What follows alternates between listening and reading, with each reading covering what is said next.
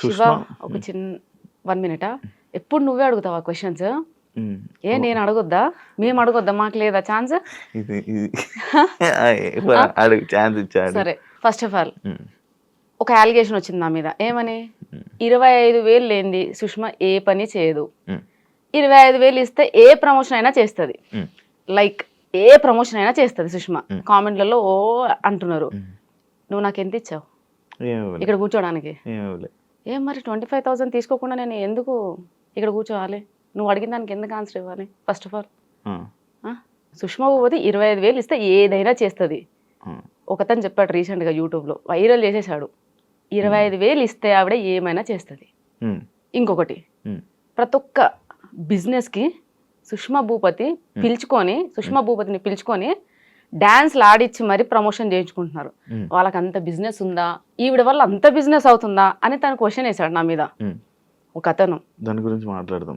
అయితే నేను డాన్స్ చేయండి ఏది చేయను. మరి ఇప్పుడు డాన్స్ చేయండి మనం ఇది ఎలా స్టార్ట్ చేస్తాం? నువ్వు చేయాల్సింది ఇప్పుడు ఒక స్టెప్. నేను చేయాలా? అక్కడ ఆల్రెడీ అంత వీడియోలు అంతా ఏం చెప్తున్నారు? ఆవిడ డాన్స్ చేయండి ఏ ప్రమోషన్ చేయదు, డాన్స్ చేయండి ఏమీ చేయదు, అండ్ డబ్బులు తీసుకుంది ఏమీ చేయదు అని ఆల్రెడీ అలిగేషన్స్ వస్తున్నాయి, కామెంట్స్ వస్తున్నాయి. అంటే ఇప్పుడు నేను డాన్స్ చేస్తే నాకు ఇంటర్వ్యూ ఇస్తారా? అవును, మరి నేను డాన్స్ చేయండి చేయనుగా. అలా ఎందుకు చేస్తాం? చేయాల్సిందే కపుల్ డాన్స్ ఇక్కడ. కపుల్ డాన్స్ చేద్దాం. ఇప్పుడు చేయనా? తర్వాత చేద్దాం. చేయాల్సిందే. తర్వాత చేద్దాం తప్పకుండా. ఓకే, లాస్ట్ లో చేద్దాం. లాస్ట్ లో తప్పకుండా చేద్దాం. నేను మాట ఇస్తున్నాను, మన ఇద్దరం ఆ రీల్ ని కొలాబరేషన్ లో కూడా అప్లోడ్ చేద్దాం. ఓకే సార్, తప్పకుండా. అంటే కొలాబరేషన్ యాక్సెప్ట్ చేయరా? నేను యాక్సెప్ట్ చేస్తాను. దానికి కూడా payment of course payment pay చేయాల్సిందే. అంటే వాళ్ళు అంటున్నారు కదా 25,000 తీసుకొని సుష్మా ఏ పని చేయదని. ఆ టాపిక్ కూడా మాట్లాడదాం. ఆ టాపిక్ గురించి యాక్చువల్లీ ఉంది, ఒక పార్ట్ లో ఉంది. మీరు అంటే ఫేమస్ అవ్వక ముందు మీ లైఫ్ స్టైల్ ఎలా ఉండేది? అయ్యాక మీ లైఫ్ స్టైల్ ఏం చేంజెస్ వచ్చాయి? చాలా పెద్ద చేంజెస్ అండి. అది చిన్న చేంజెస్ కాదు. అసలు ఫేమస్ అవ్వకముందు నా పరిస్థితి నా సిచ్యుయేషన్ చాలా ఘోరంగా ఉండేది.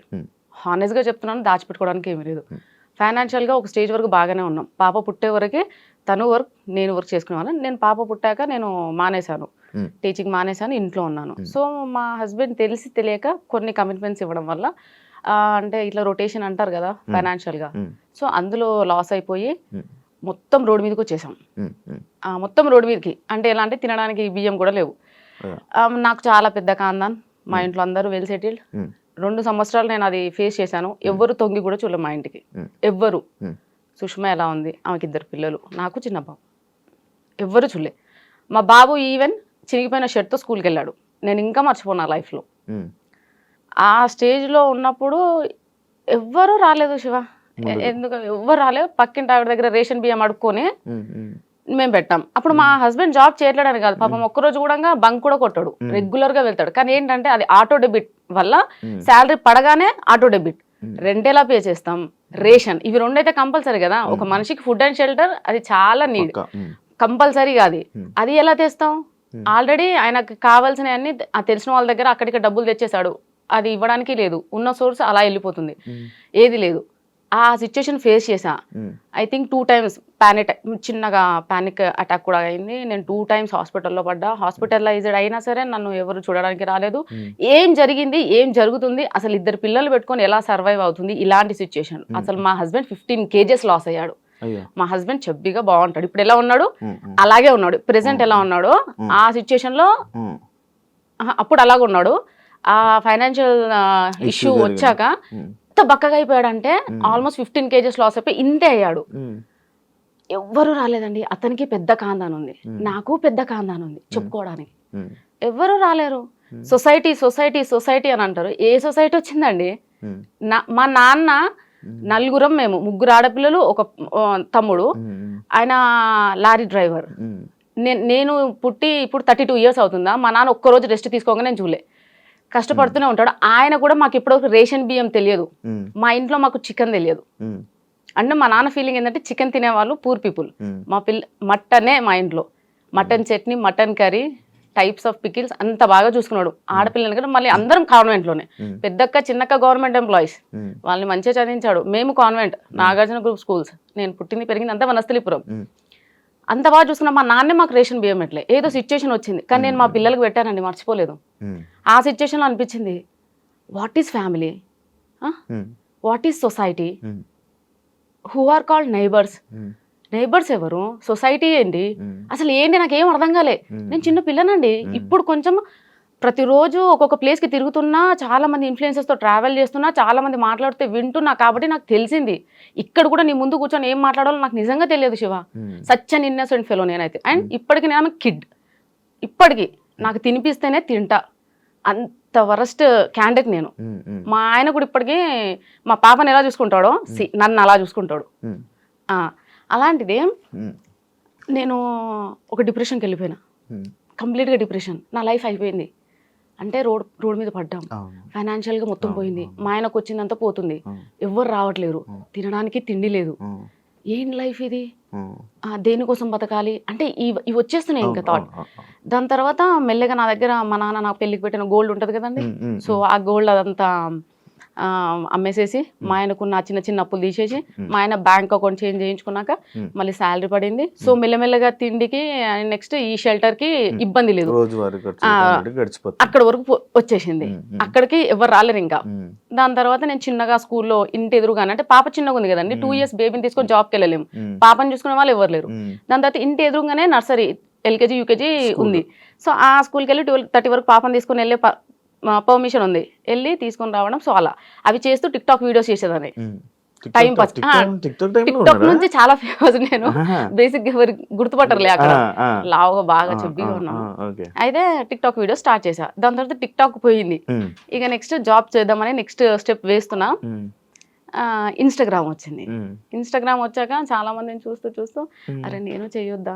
అయితే నేను ఇన్స్టాగ్రామ్ రాకముందు, అంటే స్టార్ట్ చేసే ముందు కూడా వీళ్ళందరూ ఎలా ఫీల్ అవుతున్నారు అంటే, ఇన్స్టాగ్రామ్ స్టార్ట్ చేసినప్పుడు నేను లైక్ శారీస్, వాళ్ళు జడ పెద్దగా మంచి ఒట్టి ఇదంతా పెట్టుకొని, కానీ అది ఎందుకు చేసినా ఎలా చేసినా అని ఎవరికి తెలియదు.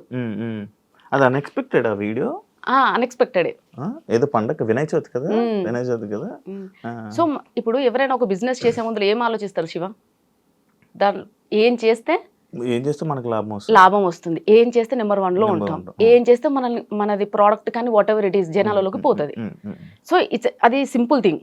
నేను బిఫోర్ ఇన్స్టా స్టార్ట్ చేసే ముందు చూస్తూనే ఉన్నా, 1 week నుంచి కంటిన్యూస్గా ఎవ్వరు కానీ శారీలో మంచి అంటే పెద్ద జడలో అట్లా ఎవ్వరూ లేరు, వీడియో చేసిన ఎవ్వరు లేరు. నేను చూసిన. సో నాకేంటంటే ఏదైనా స్టార్ట్ చేస్తే మెల్లమెల్లగా అట్లా నాకు నచ్చదు. చేసామా డెఫినెట్గా పర్ఫెక్షన్ ఉండాలి, మనం దేనికోసం చేస్తున్నామో అది రావాలి. సో నేను అట్లా ప్లాన్ చేసుకొని సేమ్ నేను శారీస్లో అలా ముందుకు వచ్చాను, శారీస్ వాళ్ళు జడ. సో వీళ్ళందరూ ఏమనుకుంటున్నారంటే, నేను ఆ శారీలో ఆ జుట్టు వేసుకొని అలా రీల్ చేసేసరికి అదే నా ఒరిజినాలిటీ అని అనుకుంటున్నారు. అంటే ఫస్ట్ ఇంప్రెషన్ బెస్ట్ ఇంప్రెషన్, అందులోనే అందరూ అదే ఫిక్స్ అయిపోయి ఉంటారు కదా. అదే ఫిక్స్ అయిపోయారు. చూసినప్పుడు నేను కూడా అదే ఫిక్స్ అయ్యాను బేసిక్ గా. అంటే లైక్ వద్దులేండి కానీ బాగుండే వాళ్ళు చూసిన, కానీ చాలా మంది అబ్బాయిలు అట్రాక్ట్ అయ్యారు. మీ 10 million లో నాకు తెలిసి ఒక 9 million అబ్బాయిలు చూసుంటారు, అందులో నేను ఒకటి. శివ. సో అలా. కానీ నేనేం చెప్తున్నానంటే, ఇప్పుడు నా డ్రెస్సింగ్ స్టైల్ చేంజ్ అయింది, హెయిర్ స్టైల్ చేంజ్ అయింది అని చాలా వరకు కామెంట్స్, ప్రెషర్ అంతా దాని గురించే. ఓకే, నువ్వేమో టాపిక్ తీసావు మళ్ళీ ఇప్పుడు. అయితే సడన్ గా అన్ఎక్స్పెక్టెడ్ గా వీడియో రీల్ చేశారు, వైరల్ అయిపోయారు. మీ హస్బెండ్, మీ అమ్మగారు, మీ అత్తగారు వాళ్ళ రియాక్షన్ ఏంటి వైరల్ అయిపోయాక? వైరల్ అవ్వకముందు ఏం జరిగిందో చెప్తాను శివ. వైరల్ అయ్యాక ఎవ్రీబడి సేస్ వెరీ గుడ్, మా పాప షీఈస్ మై డాటర్. అవ్వకముందు మా అమ్మ, మా అక్కలు బీఈడి కంప్లీట్ చేసావు, చదివే, టెట్ రాయి, జాబ్ వస్తుంది, అక్క వాళ్ళు ఇద్దరికి వచ్చేసింది, నీకు రావాలి, నీకు వస్తుంది. అది మా అమ్మ గోల్. 3 గవర్నమెంట్ జాబులు కొట్టాలా, ఆడపిల్లల తల ఎత్తుకొని ఉండాలి, ఎవరి మీద డిపెండ్ అవ్వకూడదు, గవర్నమెంట్ ఎంప్లాయీస్ అయితే మీ సోర్స్ మీకు ఉంటుంది. అమ్మ బాగా ఇవే చదువు అంటే పిచ్చి. సో ఆమెకున్న ఎక్కువ చదువు పిచ్చి వల్లే నాకు చదువు మీద ఇంట్రెస్ట్ పోయింది నిజం చెప్పాలంటే. అంటే రుద్దడం, ఊరికి చదువు, ట్యూషను, రావాలి, తినాలి, పడుకోవాలి, ఇంతే. సో దానివల్ల అంటే ఇది వైరల్ అవ్వకముందు ఏంటంటే ఇంట్లో ప్రెషరు, ఏమని ఎగ్జామ్స్ రాయి, చదువు. వైరల్ అయ్యాక సర్లే ఏదన్నా చెయ్యి, ఊరికే ఖాళీ కూర్చోకుండా ఆ బద్ధకమన్న పోయిద్ది, ఏదో ఒక పని అయితే చేస్తున్నావు కదా ఊరిగా కూర్చోకుండా. సో అక్కడ వరకు వచ్చారు. అని మిమ్మల్ని ఎంకరేజ్ చేసింది ఇంట్లో వాళ్ళు? ఇంట్లో వాళ్ళు ఇంకా ఆబ్వియస్గా అంటే ఎప్పుడైతే మనీ జనరేట్ అవుతుందో అప్పటి నుంచి ఎంకరేజ్మెంట్ స్టార్ట్ అయింది. అంతకు ముందు అవసరమా, ఎందుకు, ఏం చేయడానికి, బుద్ధిగా చదువుకోవచ్చు కదా, ఇంత కష్టపడి చదివించాడు మీ నాన్న, అంత కష్టపడి దేనికోసం అంటే ప్రతిదానికి ఇంకా నాన్ననే, నాన్న ఇంత కష్టపడ్డాడు దేనికోసం, నాన్న ఇంత కష్టపడ్డాడు. సో నాన్న కూడా చెప్పాడు, చదివేదో చదివితే నీకు యాక్టివ్ అంటే ఇష్టం కదా, అది ఇప్పిస్తా, నీకు ఇది ఇప్పిస్తా. నాన్న ఎరేసేవాడు, నువ్వు ఎన్ని చెప్పు నాన్న, నాకు అంత ఇంట్రెస్ట్ లేదు, సో నేను ఏం చేయాలనుకుంటున్నా అదే చేస్తా, ప్లీజ్ నన్ను ప్రెషర్ ఫోర్స్ చేయకుండా అని మా నాన్నకి చెప్పాను. సార్ మా నాన్న లైట్ తీసుకున్నాడు. దాని తర్వాత ఎప్పుడైతే మనకి ఇన్స్టాగ్రామ్ నుంచి ఇన్కమ్ జనరేట్ అయిందో ఎవ్రీబడి షట్ దేర్ మౌత్, అంతే, నోరు మూసుకున్నారు. స్టార్ట్ చేశారు, మంచిగా చేస్తున్నావు, చెయ్యి. అక్కడి నుంచి సపోర్ట్ వచ్చింది. మంచి ఎంకరేజ్ చేశారు. మీ హస్బెండ్ కూడా ఎంకరేజ్ చేశారు? అవునండి. అంటే మామూలుగా వైఫ్స్ని కానీ లేకపోతే ఇంట్లో వాళ్ళ ఆడపిల్లల్ని సోషల్ మీడియాలో ఇలా రీల్స్ చేస్తారంటే చాలామంది అబ్బాయిలు రిస్ట్రిక్షన్స్ పెట్టడం, ఎందుకు ఇవన్నీ చేయడం, ఎందుకు మనం అందరూ చూడడం, మనం ఇలా తీసుకుని వెళ్ళిపోదాం కదా జర్నీ అని అంటుంటారు కదా, అలాంటి మాటలు రాలేదా మీకు? ఇప్పటి వరకు అనలేడండి. ఎవరు అనలేదు? ఇప్పటి వరకు అనలేరు. ఎంకరేజ్ అంటే మిమ్మల్ని సపోర్ట్ గా ఉన్నారు అయితే బాగా? Full support. అంటే ఆయన ఫేస్ చేసి వచ్చిన కొన్ని సిచ్యుయేషన్స్ అట్లా మార్చినేమో నేను అనుకుంటానండి. ఎందుకంటే తను ఒక రోజు ఉంది, తనకు తెలుసు, ఈ వీడియో చూస్తాడు కదా కంపల్సరీ, తనకు తెలుసు ఒక రోజు నడి రోడ్డు మీద పడ్డాడు, ఇద్దరు పిల్లలు ఒక పిల్లం నడి రోడ్డు మీద పడ్డాడు. ఎవరు వాళ్ళకి ఫుడ్ ఎవరు పెట్టారు ఆ రోజు, ఒకవేళ పక్కింటి ఆవిడ అదే బియ్యం దానం చేయకపోతే ఆ పరిస్థితి ఏంది ఆ రోజు అంటే మేము ఆ రోజులు గుర్తున్నాయి కాబట్టేమో మరి ఏంటో నాకు తెలియదండి. మా హస్బెండ్ అయితే ఇప్పటి వరకు ఇది ఎందుకు ఇలా ఎందుకు. మరి ఇప్పుడు ఆ పక్క ఇంటి ఆవిడ మీకు రైస్ ఇచ్చి హెల్ప్ చేశారు కదా, మీరు ఏమైనా చేశారా? లేదు, బట్ వీఆర్ ఫ్రెండ్స్. చాలా నన్ను ఏమంటారండి డిప్రెషన్ నుంచి బయటికి తీసుకొచ్చిందండి. వైఫ్ అండ్ హస్బెండ్ మంచి నైబర్స్, గీత అండ్ విశ్వ అని. సో మేము చాలా క్లోజ్డ్ గా ఉండేవాళ్ళం. వాళ్ళు software plus bank employee. And వాళ్ళు నేను ఏడిస్తే, అంటే నేను ఏడిస్తే కూడా ఎలా ఏడుస్తానంటే అలా కాదు, అంటే నా పిల్లలకి ఏదో కావాలి అది లేదు అంటే ఉరికొచ్చేవాళ్ళు. పాపం ఎందుకు చెప్పాలండి, ఊరికొచ్చి ఇది చాలా చిన్న ప్రాబ్లం మా, మీ ఆయన ఫేస్ అయితే చిన్న ఫైనాన్షియల్ ఇష్యూ, నువ్వు దాన్ని పెద్దగా అనుకుంటున్నావు, చిన్నగా అయిపోతుంది, నువ్వేం ఫీల్ అవ్వకు అని చెప్పి వాళ్ళు చాలా సపోర్ట్ చేశారండి. మీకు సొంత ఇల్లులు ఉన్నాయా? ఏవి లేవండి, ఏవి లేవు. సంపాదించుకున్నారా? అలా ఏం లేదు శివ. నెక్స్ట్ ప్లానింగ్ మాత్రం ఇల్లు కట్టడమే ప్లానింగ్. సో ల్యాండ్ అయితే సక్సెస్ఫుల్ గా తీసుకున్నాను. ల్యాండ్ కొనేసాను, ఇన్స్టా వల్లే ల్యాండ్ కొనేసాను. ఇప్పుడు ఇల్లు కట్టాలి. అదే నా ఎందుకు అనంటే ఇల్లు లేక మేము ఎంత అదే సఫర్ అవుతున్నామో మాకు అర్థమవుతుంది. రేపట నేను ఉన్నా లేకున్నా నా పిల్లలు మాత్రం అట్లీస్ట్ ఇంట్లో ఉంటే ఏదో ఉపకారం వేసుకొని తింటారు. అదే నా డ్రీమ్ అయితే ఇల్లేనండి, ఇంకా అంతకుమించి ఏం లేదు. ఈ గోల్డ్ ఇదంతా నథింగ్, ఇల్లు ఉండాలి. మీరు ఎక్స్పెక్ట్ చేశారు అసలు ఎంతమంది ఫాలోవర్స్?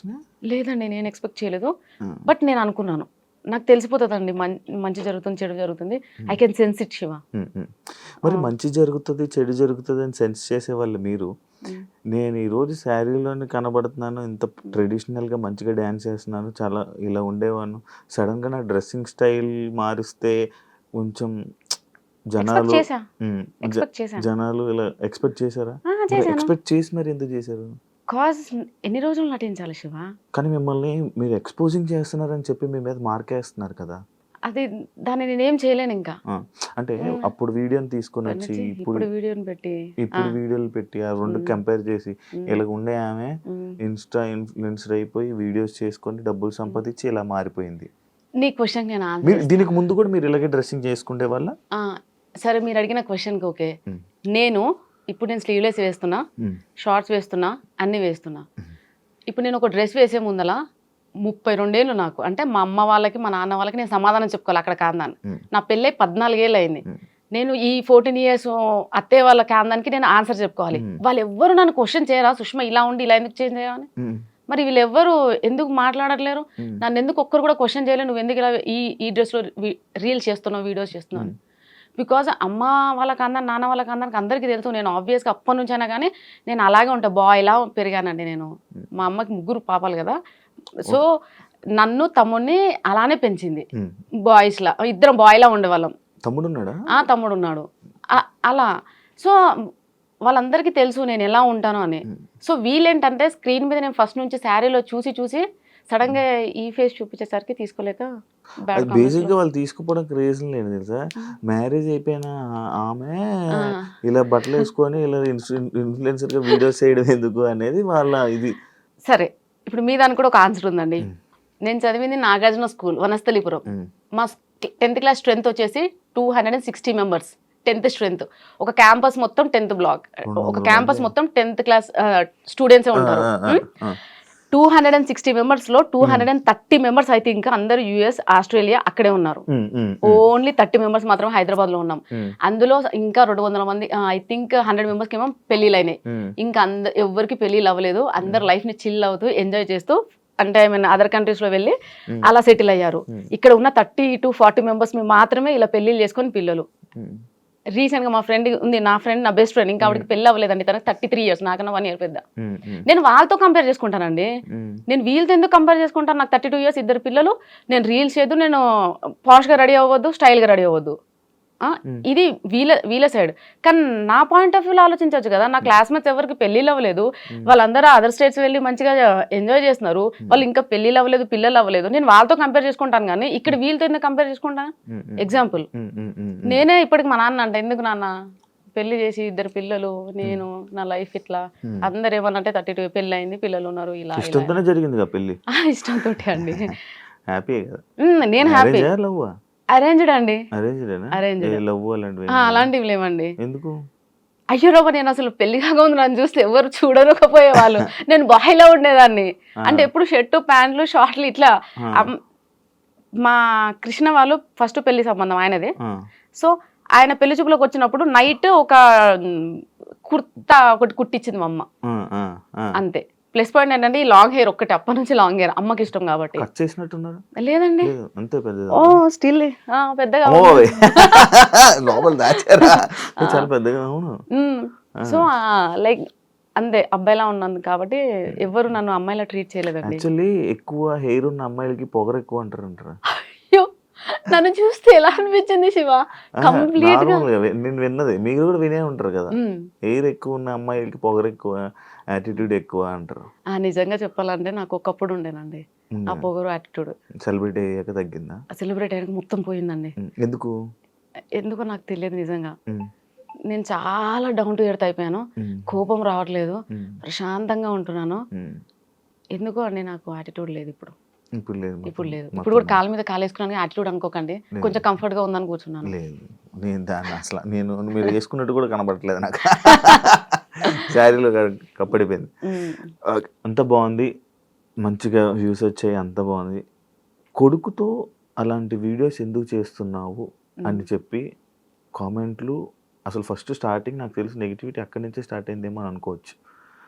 ఒక కొడుకుతో అలాంటి వీడియోలు ఎవరైనా చేస్తారా అని చెప్పి, దానికి మీ కామెంట్ ఏంటి? ఇన్స్టా ఈజ్ ఫర్ ఎంటర్టైన్మెంట్ అండి, అంతే. ఎంటర్టైన్ చేయడానికి వచ్చాము. ఏ సాంగ్ మంచిగా అనిపిస్తే ట్రెండింగ్లో ఉంటే ఆ సాంగ్ తీసుకొని చేసాం తప్ప ఈ సాంగ్ చేస్తే ఇలా వీళ్ళు ఫీల్ అవుతారు నేను అంత డెప్త్గా కూడా ఆలోచించలేదు శివ. నేను ఆలోచించాను కూడా. మరి మీకు ముందే తెలిసిపోతాయి కదా, ఎక్స్పెక్ట్ చేస్తాను. నేను ఇలా ఎక్స్పెక్ట్ చేయలేదు శివ. అంటే మరీ చిన్న చిన్న కూడా ఎలా తెలుస్తాయిలే, పెద్ద పెద్దవి ఏమన్నా నాకు తెలిసిపోతుంది సిమ్టమ్. సో నార్మల్గా మా అబ్బాయి అంటే సొంతం నా కొడుకు కాదు, అక్క కొడుకు.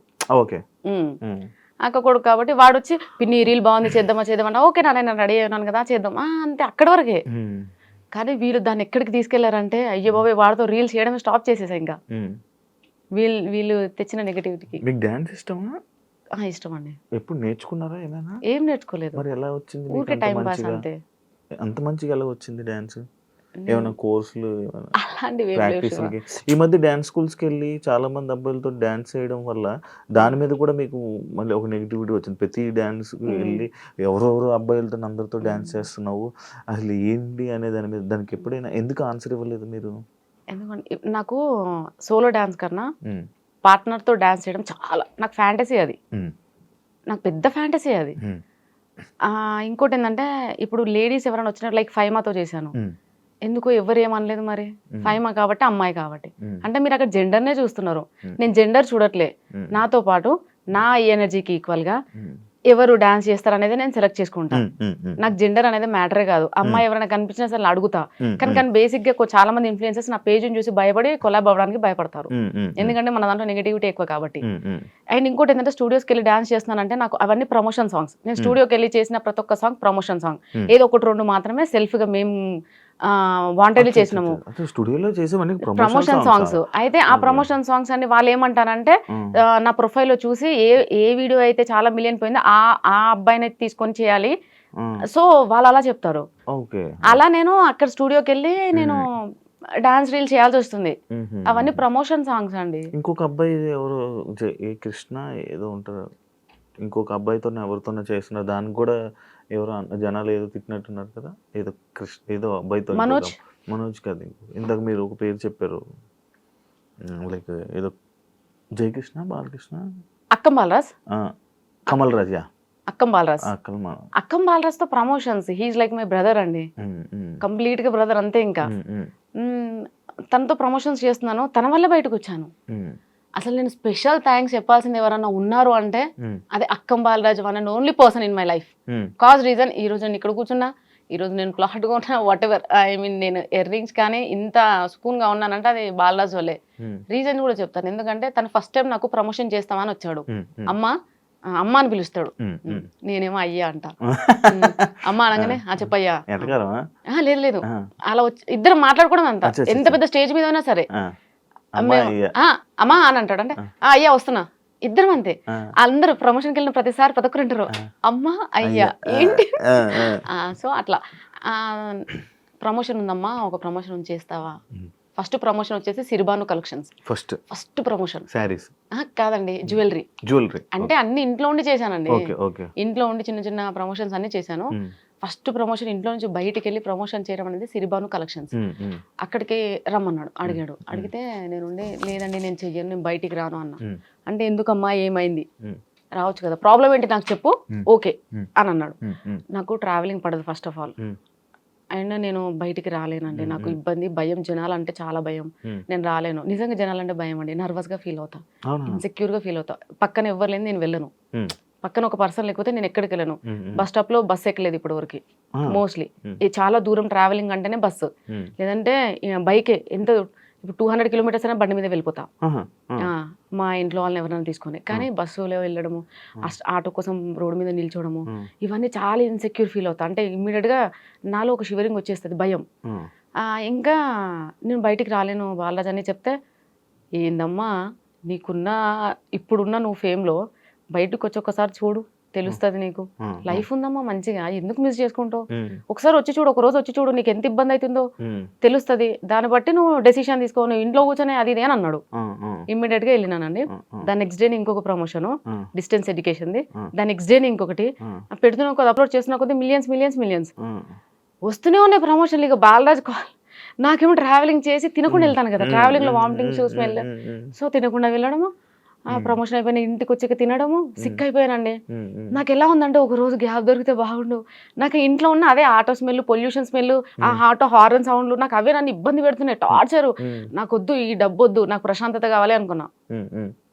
కానీ బాలరాజ్కి ఏమని చెప్పాలి, నాకు భయం. అంటే ఎదుటి వాళ్ళకి నో చెప్పడానికి కూడా భయపడతా. శివ, నువ్వు నన్ను ఏదైనా అడిగినా మనకు ఎగ్జాంపుల్, నో అని చెప్పడానికి కూడా నేను ఫీల్ అవుతా. నో చెప్తే నువ్వేం ఫీల్ అవుతావు అని, దానికి నేను తడబడతా. అక్కడ నా దగ్గర రీజన్ ఉన్నా అది కూడా చెప్పలేను. బాలరాజ్ నన్ను అడుగుతుంటే ఆయనకి ఏం చెప్పాలి అర్థం అయితే లేదు. సరే అన్నిటికీ సరే ఇబ్బంది అయినా అలానే వెళ్తూ దాని తర్వాత అదొక హ్యాబిట్ లా మారిపోయింది. ఈరోజు ప్రమోషన్ ఉంది, వెళ్ళాలి, తప్పదు ఇంకా అంటే అది. సో బాలరాజ్ వల్లనే ఈరోజు బయటకు వచ్చి ఈ ప్రమోషన్స్ చేసి, అసలు ప్రమోషన్స్ ఎలా చేయాలి, ఏంటి, వీడియో ఎలా తీసుకోవాలి, ఏం ఇంపార్టెంట్ థింగ్స్ మనం క్యాప్చర్ చేయాలి, వాయిస్ ఓవర్ ఎలా ఇవ్వాలి, వాయిస్ ఓవర్ ఎందులో ఇవ్వాలి, ఎడిటింగ్స్ ఎలా ఉంటాయి, ఇదంతా నేర్పించింది బాలరాజ్ అండి. ఇన్స్టాలో మొత్తం ఎన్ని ప్రమోషన్స్ చేస్తారు ఓ రోజుకి? డిపెండ్స్ శివ, అట్లా ఏముండదు. ఒక రోజు నార్మల్ గా అయితే ఒక్కటే హైయెస్ట్, ఒక రోజులో హైయెస్ట్ 4 ఉంటాయి. ఒక రోజులో 4.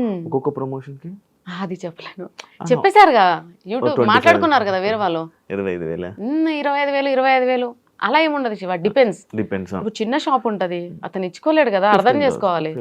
15 10 ఓకే, 10 ఈజ్ మై బేసిక్. 10 లేకపోతే బయటికి వెళ్ళాం. అండ్ 15-20 ఇప్పుడైతే అన్ని సో హై పేమెంట్సే ఎందుకనంటే కొంచెం ఫాలోవర్స్ పెరిగారు కాబట్టి ఇంకా కాబట్టి ఓకే మంత్లీ ఈజీగా ఎలా లేదనుకున్నా ఒక 5-6 లక్షలు ఊరుకోసి వాళ్ళన్నాం అనుకో చూసేవాళ్ళు ఇంకేం లే నార్మల్గా అలా ఏం వస్తాయి లేదు. ఇంకా దాన్ని బట్టి క్యాలిక్యులేట్ చేసుకున్న ప్రమోషన్స్ బాగానే వస్తున్నాయి